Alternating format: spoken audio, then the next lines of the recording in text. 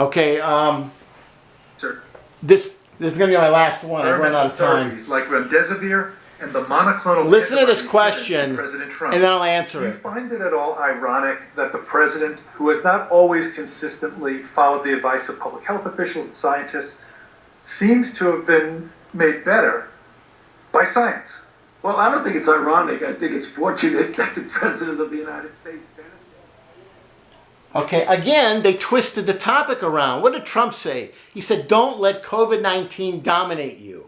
So Trump, being the president, had access to pretty much whatever he wanted, okay? What about the rest of us? When Trump says, don't let COVID-19 dominate you, he's basically talking about the 14-day quarantine. So, again, he doesn't get it. The interviewer doesn't get it. He keeps focusing on vaccines and drugs and how science is great and wonderful. And during this whole time, there have been no therapies for when COVID-19 puts people in a quarantine state for 14 days.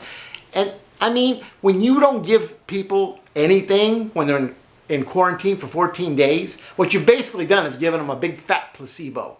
That's it. You said, here, you go there for 14 days, you get a placebo, and we hope you do better. That's their solution.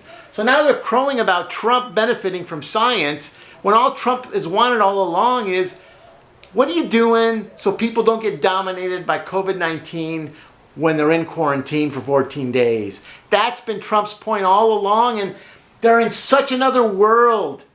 They just don't get it. It's so tragic.